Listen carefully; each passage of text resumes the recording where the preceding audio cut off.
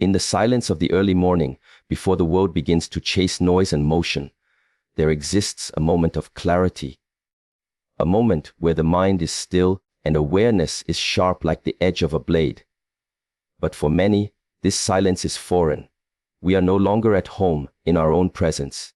From the moment we open our eyes, we are pulled by the buzzing of notifications, the endless scroll of images, and the constant urge to escape into stimulation. We are not addicted to entertainment. We are addicted to avoiding ourselves. The greatest threat to inner growth is not failure or pain, but distraction. Because when the mind is constantly fragmented, there is no space for depth, no room for mastery. You cannot plant a tree in soil that is constantly being disturbed. The same applies to your mind. This is not a modern problem. Even in the ancient monasteries, the masters knew, wherever your attention goes, your life follows. If your attention is scattered, so is your life. If your focus is disciplined, so is your path. So the question is not whether the world is distracting. You already know that. The question is, are you willing to reclaim your mind, to sit still in the presence of discomfort, and to regain what distraction has stolen from you? Your clarity, your power, your time. Today we speak not of shortcuts, but of stillness, not of motivation, but of mastery. Because the one who controls his attention controls his destiny. The first step, to realize that your focus is your most valuable resource. And every moment you give it away, you give away your life. The first step on any path of transformation is awareness. But awareness is not simply knowing that something exists. It is the deep, conscious recognition of how it influences you. Most people believe they are in control of their actions, that they are making conscious choices throughout their day.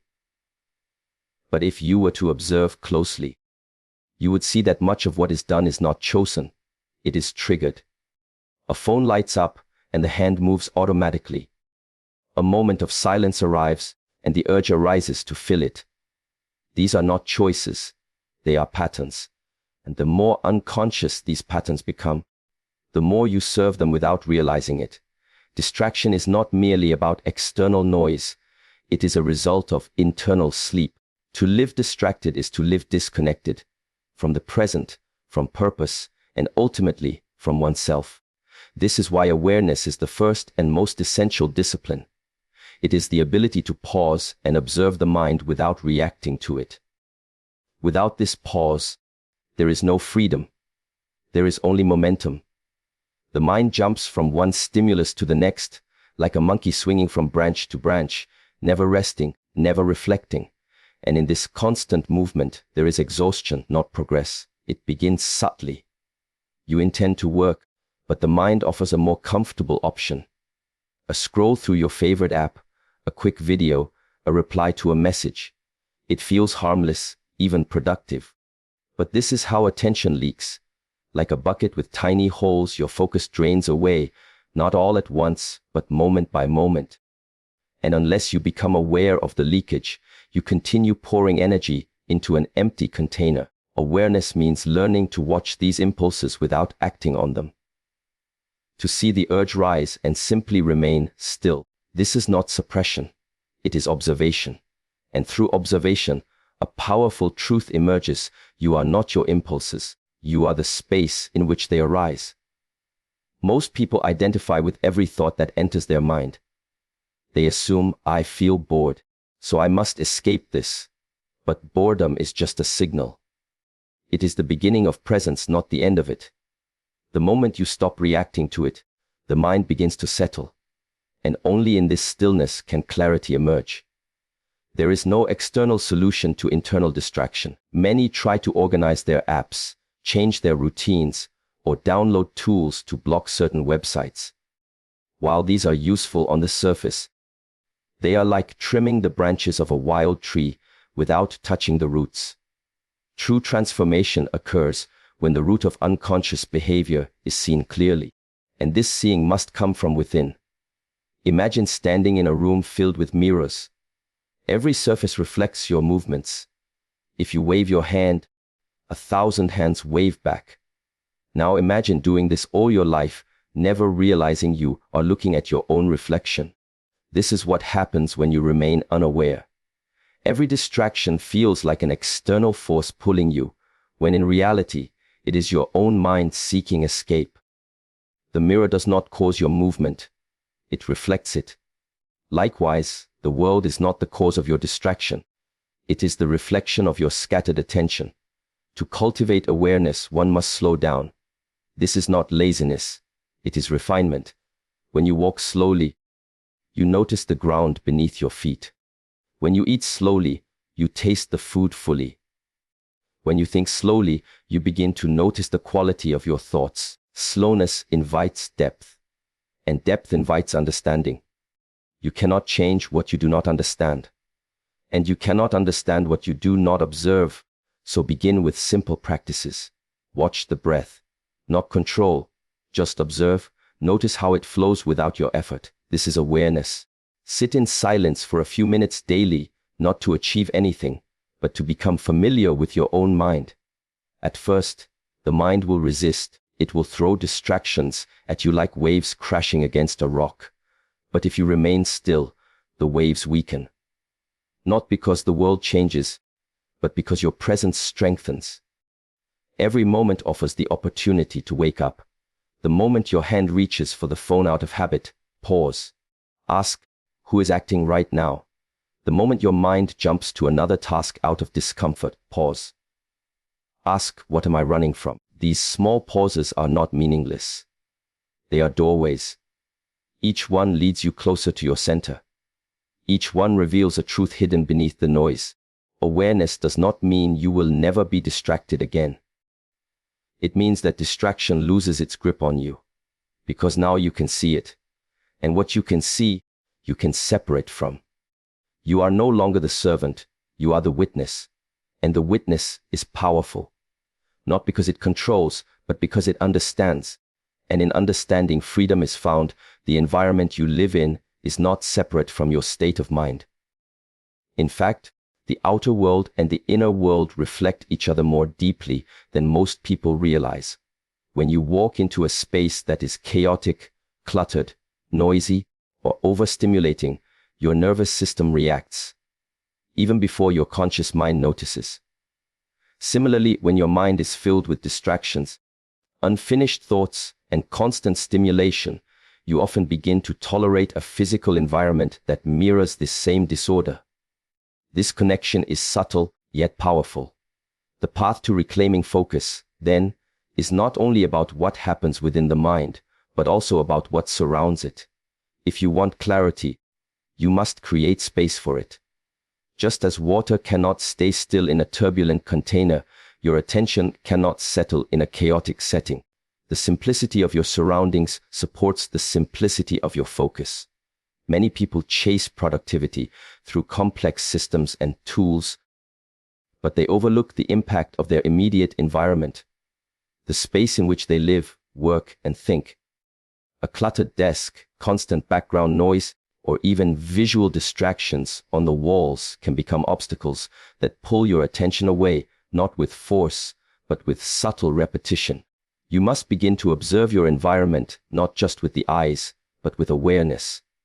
What do you allow into your space, and why? What objects, sounds, and digital inputs are constantly present around you? Are they lifting your energy or draining it? Do they anchor you in the present, or do they fragment your attention even more? Most importantly, are they there by choice or by default? One of the most overlooked aspects of modern distraction is digital pollution. Phones, laptops, and televisions flood the space with constant input. Even when not in use, they radiate potential distraction. A notification badge, a flashing screen, or even the presence of a device within arm's reach is enough to activate the mind's anticipation. This is not about fear of technology. It is about reclaiming sovereignty. If a tool begins to use you, it is no longer a tool. It has become your master. And so the first layer of reclaiming focus is creating an environment where your tools rest when not in use, and your space breathes simplicity. This is why monks clean their space every morning. not for aesthetics, but for discipline, not for order, but for clarity. The act of sweeping the floor, placing things where they belong, and wiping surfaces clean is not just external maintenance. It is internal alignment. You begin to train the mind that everything has its place, and therefore, so does attention. This ritual becomes a form of mindfulness in motion, a way to practice presence through physical care. The same principle applies to the people and energies that inhabit your space. If your environment is filled with noise, conflict, or constant interruptions, it becomes difficult to build a sustained rhythm of deep focus. While you cannot always control who surrounds you, you can choose how much access you give them during sacred hours of creation. Boundaries are not walls, they are signs of respect. Respect for your own energy, your time, your purpose. Lighting, temperature, sound. All of these are silent influences on your mind. A cold, dim room can encourage lethargy. Harsh, flickering lights can agitate the senses. Loud, unfiltered noise can spike anxiety. These things seem small, yet their impact is cumulative. To reclaim focus, design a space that supports calmness, intention, and stillness. A place where the mind naturally wants to return to center. Even a single candle, a plant, or a cushion placed with intention can anchor your awareness to the present moment. Your physical environment also includes the digital environment. The layout of your phone, your computer desktop, your browser, all of it should be examined. If every click leads to a rabbit hole, then you are not the one in control. Create friction between you and your distractions. Remove the shortcuts, disable the unnecessary. Keep only what aligns with your deepest intention. Make the environment support your highest self, not your impulses. Cleaning the space is not a one-time act, it is a daily discipline. As the body accumulates tension and the mind gathers noise, the environment collects energy. Stale energy, stagnant objects, and disorder are not just physical. They are emotional and psychological weights. When you cleanse them, you don't just make space for movement, you make space for silence. And it is in silence that focus begins to rise. Over time, the connection between your surroundings and your state of mind becomes clearer. You will begin to feel it instantly. A sense of ease in a tidy space, a sharpness of thought in a quiet room, a depth of breath in an uncluttered corner. These are not coincidences, they are signals. The environment is always speaking to the mind. The question is whether you are listening.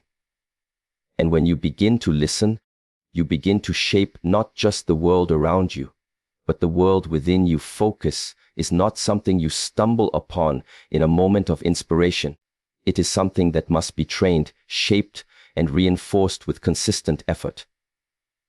Just as a muscle strengthens through repetition and resistance, attention deepens through discipline and deliberate practice. Yet most people expect focus to arise naturally, without cultivation. They assume that if they sit down with the intention to concentrate, their mind should obey. But the mind, untrained and untamed, does not follow commands. It follows habits. And if the habit has been distraction, then that is where the mind will return over and over again to train focus. You must begin by simplifying your approach. Choose one task, one goal, one object of attention. Let the rest fade into the background. The practice of single tasking is powerful, not because it is efficient, but because it is mindful. It brings you into direct contact with the present moment. Whether you are reading a book, writing a sentence, or drinking tea, do only that. Let your mind stay with the action. When it wanders, and it will, gently bring it back, not with frustration, but with patience. This simple act of returning is the training. The breath is a powerful teacher in this regard. It is always present, always flowing, always available for observation. Sitting with your breath for 5 or 10 minutes a day, without trying to change it, strengthens the mind's ability to stay. In the beginning, your attention will scatter. Thoughts will rush in like waves. But with each return to the breath, you build a thread of awareness.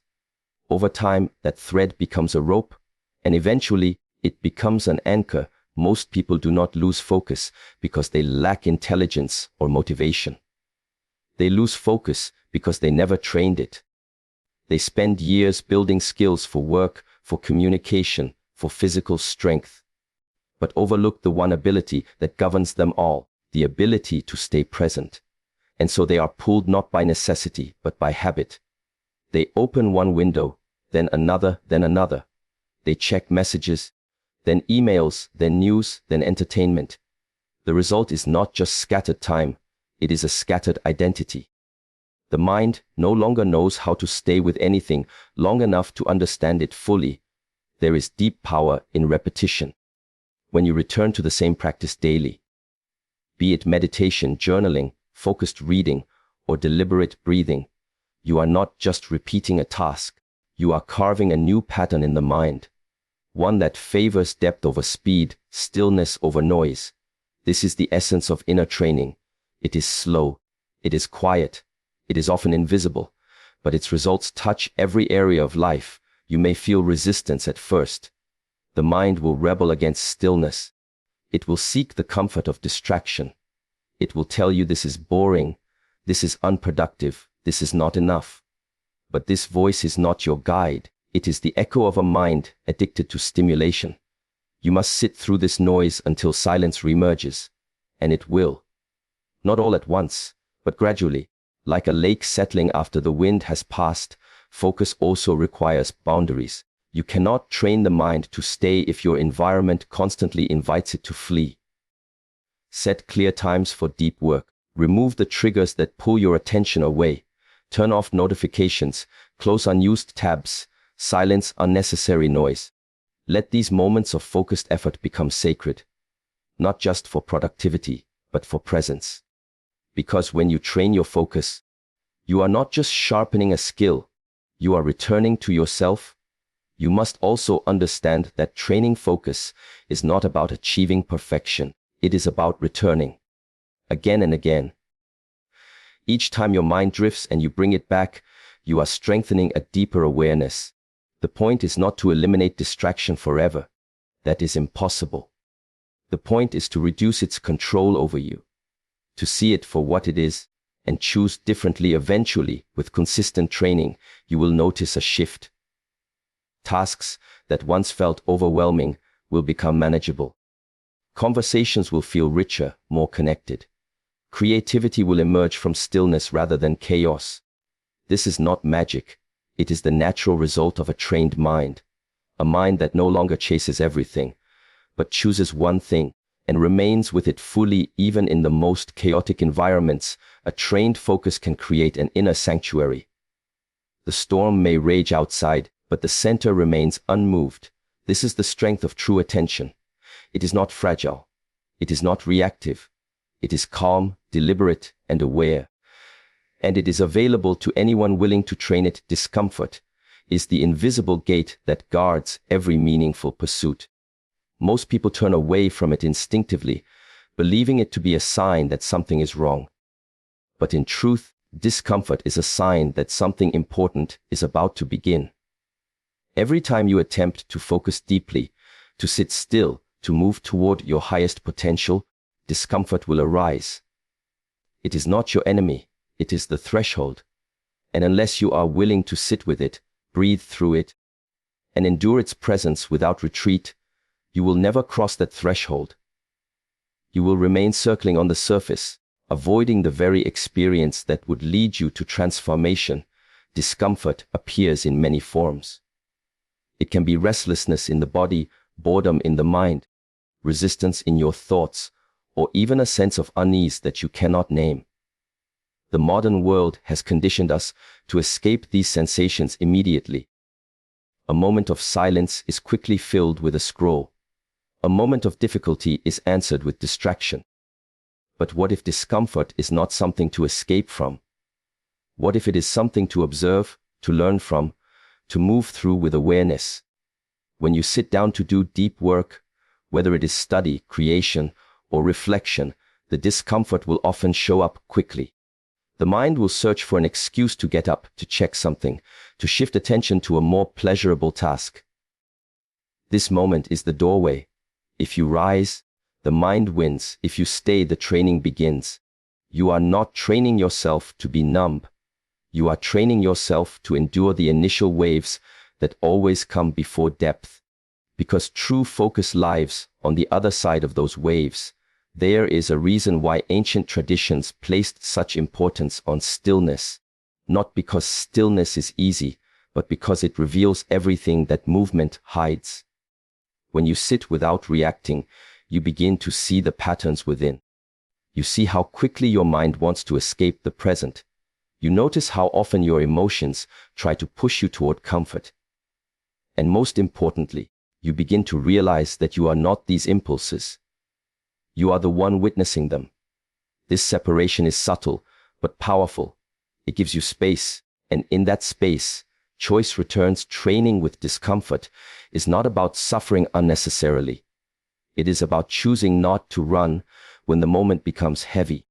Whether it is the urge to quit, the desire to distract, or the feeling of frustration when things move slowly. Each of these is part of the process. You must learn to stay, breathe, observe. Let the discomfort rise, peak, and pass. It always passes. And each time you remain still through it, your focus deepens. Your tolerance grows. Your mind becomes more resilient. Discomfort is also the signal that you are doing something meaningful. You don't feel resistance when doing something easy or habitual. You feel it when you are stretching beyond what is familiar. Whether you are learning a new skill, building a discipline, or facing your own limitations, discomfort shows you that growth is occurring. It is the heat that forges strength, the friction that sharpens clarity, the pressure that creates presence. Avoiding discomfort is a learned behavior, but it can be unlearned. Start small. When the urge to check your phone arises in the middle of focus, pause. Let the urge sit in your body. Don't act, just observe. When boredom appears during meditation or reading, don't switch activities. Watch the boredom. Breathe through it. These small acts of endurance build a foundation. Over time, your nervous system learns that discomfort is not dangerous. It is simply unfamiliar. And familiarity comes through repetition. You must also understand that not all discomfort is loud. Some of it is subtle. Anxiety, impatience, mental noise. These are the quiet forms of resistance that often go unnoticed. But they are just as important to face. If you can learn to sit with them, to hold space for them without judgment, they lose their power. You become larger than them. And that expansion allows you to hold your focus longer, deeper, and with more calm. The modern world teaches that comfort is the goal. But the ancient wisdom knows that comfort is the byproduct of discipline. You do not earn peace by avoiding discomfort. You earn it by moving through discomfort until peace becomes your natural state. This is not an easy path, but it is a freeing one. Because once you learn that discomfort cannot break you, you become unshakable. The world may still try to distract you, pull you, tempt you, but your inner stillness will no longer be disturbed so easily. In every moment of challenge, you are being asked one question: will you run, or will you remain? Will you escape, or will you endure? Focus is not gifted. It is earned through these choices. Each time you sit through the discomfort, you build the capacity to go deeper. And each time you go deeper, you step closer to mastery, not just of a skill or task, but of your own mind. When the mind is scattered, life becomes fragmented. But when the mind is centered, even the chaos of the world cannot disturb your clarity. In this journey from distraction to focus, the first step is awareness, to see the subtle chains that keep you bound. The second is to cleanse the environment, because the space around you reflects the space within you. The third is to train your attention like a muscle, through discipline, repetition, and gentle return. And the fourth is to sit with discomfort, to stop running from the very challenge that holds the seed of your growth. Reclaiming your focus is not about fighting the world, but about mastering yourself. It is the art of turning inward in a world that constantly pulls you outward. Every moment of presence is a victory. Every breath you take consciously is a reminder that you are not lost. You are returning to stillness, returning to purpose, returning to power. Because the one who learns to master their attention does not just become more productive, they become more alive.